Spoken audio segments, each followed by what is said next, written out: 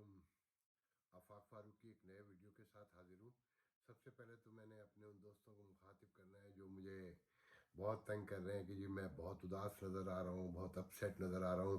خاص کر میرے ایک بڑے بھائی جیسے دوست, میرے کوئی 30-35 سال کا تعلق ہے, پاکستان کونسل مسلم لیگ کے صدر سردار رسول اللہ صاحب جو ان دنوں لاہور میں ہیں, انہوں نے مجھے وہاں سے خاص طور سے فون کیا کہ میرا بھائی بہت پریشان لگ رہا ہے, کیا بات ہے, اللہ رحم کرے گا. تو میں سردار صاحب اور باقی دوستوں سے یہ کہنا چاہوں گا کہ جوں وہ کہتے ہیں کہ آگے ہی وہ رسا چغتائی کا ایک مصرع ہے, مجھے اتنا ہی یاد ہے فی الحال کہ تپش سے آگے ہی کی جل رہا ہوں میں, کہ جو علم بڑھتا ہے معلومات بڑھتی جاتی ہیں, تو جیسا ماحول ہوتا ہے, جیسی خبریں ہوتی ہیں, آپ کا موڈ بھی ویسے ہی بنتا جاتا ہے. اگر اراؤنڈ میں خوشیاں ہوں تو آپ خوش نظر آتے ہیں, اگر انوائرمنٹ آپ کا اداس ہو, آپ کے چاروں طرف بری خبریں ہوں تو آپ بھی اداس ہی ہوتے رہتے ہیں. بہرحال میں آج سب سے پہلے ایک دلچسپ مگر ایک انتہائی دلدوز خبر سے, وہ دلچسپ یوں ہے کہ آپ پاکستانی حکمرانوں کو, پاکستانی نوکرشاہی کو خوب جانتے ہیں, اور دلدوز یوں ہے کہ بے حسی, میں اس سے زیادہ لفظ نہیں ادا کرنا چاہتا, میرے منہ میں تو بہت سارے الفاظ آ رہے ہیں مگر میں حد ادب میں رہ کر ہی بات کروں گا. ایک ہماری Pakistani embassy Washington D C نے ایک پریس ریلیز جاری کی ہے جس میں کہا گیا ہے کہ جی بہت سارے میڈیا میں یہ خبریں گردش کر رہی ہیں اور یہ خبریں شائع ہوئی ہیں کہ جی کووڈ-19 میں امریکہ میں بہت سارے پاکستانی جو ہے مارے گئے ہیں.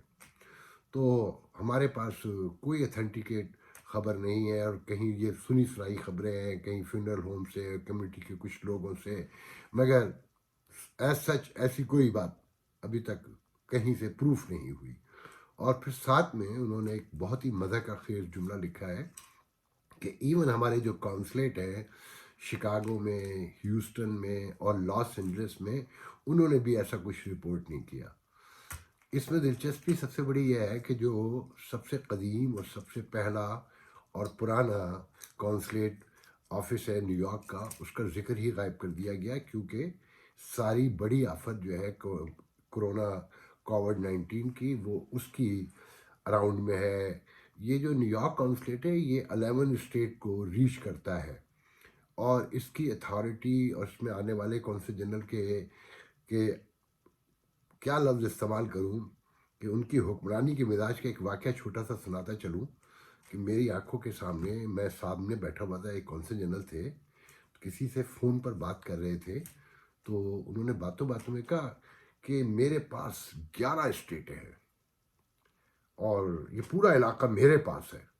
بالکل ایسا لگ رہا تھا کہ انگریز کے دور میں جیسے خلعت ملتی تھی, جاگیریں ملتی تھیں, اور بڑے جو سر بنتے تھے اور خان کہلاتے تھے اور جاگیردار کہلاتے تھے, وہ کہتے تھے کہ یہ علاقہ یہاں سے شروع ہو کر یہاں تک میرا ہے.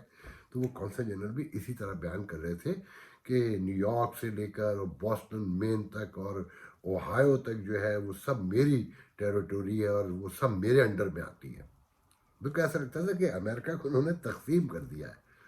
تو اس نیو یارک کو غائب کر دیا گیا, کیونکہ ساری اموات تو میجر جو ہے اس کے اراؤنڈ میں ہو رہی ہے. نیو یارک بھی, نیو جرسی, کنیکٹیکٹ, یا پوری سراؤنڈنگ جو ہے جو اس وقت آفت کا شکار ہے, بلکہ موت کا رقص جہاں بڑے پیمانے پر ہو رہا ہے کہ آج 20,000 نمبر ہو چکا ٹوٹل امریکہ میں مرنے والوں کا, اور 9 سے 10,000 جو ہے, مجھے صحیح فگر نہیں, میں نے بہت دیر سے نہیں دیکھا, تو وہ صرف نیو یارک کے اندر ہے.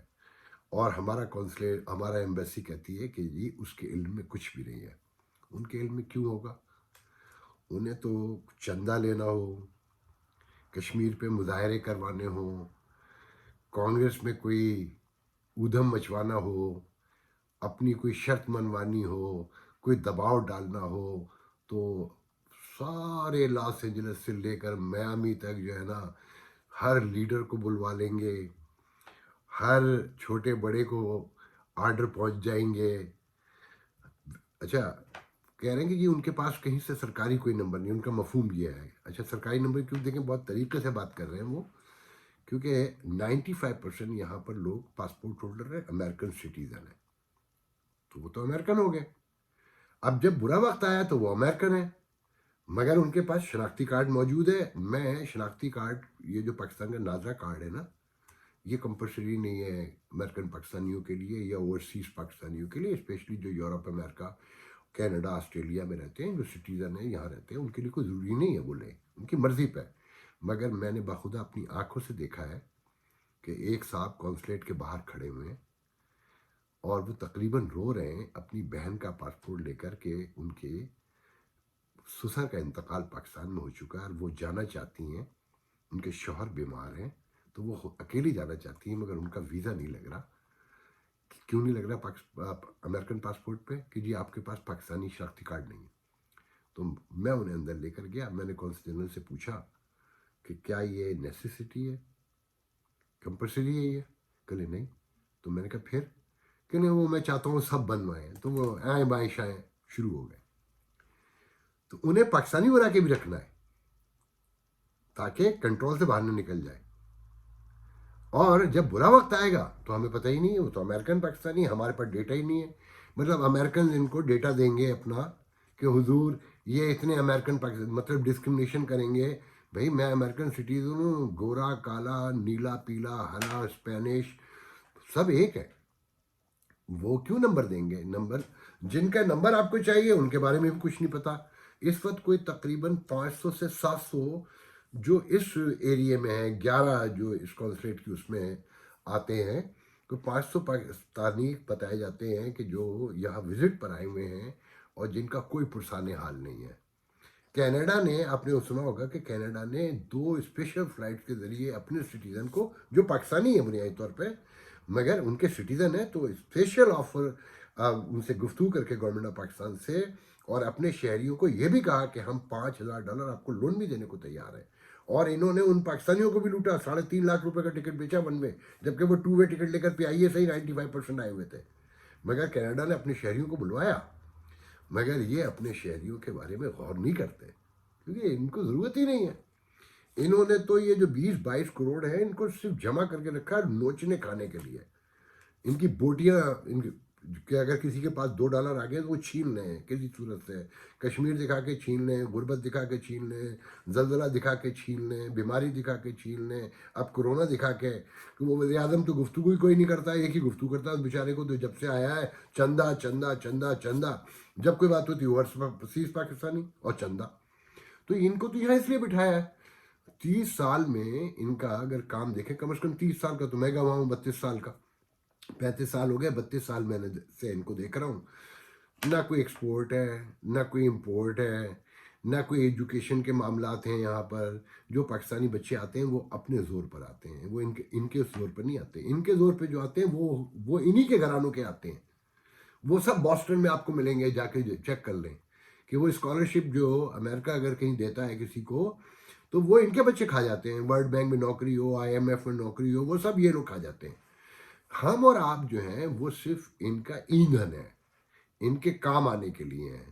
تو محترم جو سفیر صاحب ہیں، جو آج پچھلے دنوں انہوں نے آڑا پاجامہ پہن کر، شیروانی اور آڑا پاجامہ پہن کر جھنڈا اتارنے کی 23 مارچ کی تقریب، جب ہمارے یہاں چاروں طرف ہاہاکار مچی تھی، لوگوں کے گھروں میں رونے پڑے ہوئے تھے، پوری فیملیاں کورونا کا شکار تھیں، ایک ایک گھر میں 2 لوگ مر گئے ہیں. جو 3 فیملیز کو تو میں جانتا ہوں کہ 2 لوگ مر گئے ہیں، میاں بیوی چلے گئے، بہن بھائی چلے گئے. مگر ان کو نہیں پتا، کہتے ہیں اتھینٹکسٹی نہیں ہے خبر کی، کیونکہ ان کو ضرورت نہیں ہے نا. اور جہاں نیو یارک ہے تو انہوں نے دکھایا ہی نہیں کہ نیو یارک کوئی ایگزسٹ ہی نہیں کرتا، اس کا تو کوئی وجود ہی نہیں ہے.